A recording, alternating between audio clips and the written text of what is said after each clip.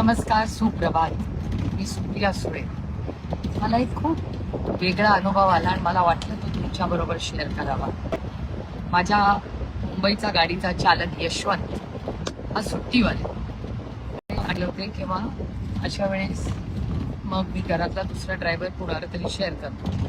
तर यशवंत सुट्टीवर असल्यामुळे आज मी एका ठिकाणी माझ्या घरापासून प्रभादेवीपर्यंत चालत जाताना परत जाताना मला वाटलं की आपण परत घरी चालत जाताना टॅक्सीने जावं, ऊन यावं म्हणून. मला आश्चर्य वाटेल की मला 22 मिनिटं एकही टॅक्सी मिळाली नाही.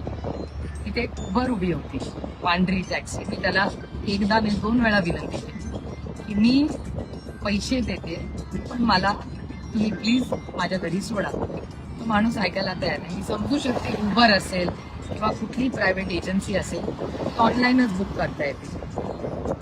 मला हा पण प्रश्न येतो की जर उबर मोकळीच असेल, आत्ता त्याला गिराईक नसेल, तर त्यांनी जर गिराईक मिळाला तर तो घ्यावा का नाही घ्यावा हा एक मुद्दा माझ्या मनात आला. एखादी सिनियर सिटीजन असेल, मला 22 मिनिटं उन्हात थांबणं काय फार माझ्या वयाला किंवा माझ्या तब्येतीला काही अडचणीचं नव्हतं. पण एखादी वृद्ध महिला असेल, एखाद्याला कामावर जायचं असेल, एखादी प्रेग्नेंट महिला असेल, ती जर तिथे थांबली असेल आणि तिथे जर एक उबर उभीच असेल तर त्या उबरला किंवा त्या रेंटेड टॅक्सीला ती प्रायोरिटी मिळावी का नाही मिळावी.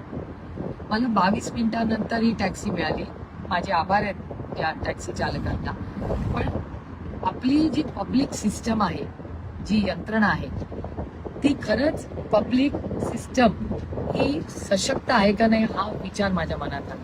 कारण का एरवी मी गाडीने जाते, त्याच्यामुळे मला खरंच मी खूप प्रांजळपणे कबूल करते की पब्लिक सिस्टम बद्दल मी भाषणही करते, अनेक वेळा करते. पण मूलभूत जी गोष्ट आहे की एखाद्या टॅक्सी रिक्षासाठी आपण थांबलो, एखादा नाही म्हणला त्याच्यातही काही गैर नाही, त्याचंही काहीतरी काम असेल. पण प्रभादेवीच्या चौकात 22 मिनिटं थांबून जर सीधा भैया, जर सीधा ले लीजिए वो टाटा गार्डन क्या लेफ्ट लेना है. थँक्यू भैया. जर आपल्याला एखाद्याला, माझ्या समोरून एक मुलगी आली, तिला कामावर जायचं होतं म्हणून माझी टॅक्सी मी तिच्यासाठी सोडली. कारण खरंच माझी पहिली मीटिंग आज 10 वाजता आहे, त्याच्यामुळे तिला जास्त गरज होती त्या टॅक्सीची म्हणून मी सोडून दिली. पण दरवेळीच मलाही ती टॅक्सी सोडणं शक्य असेल का.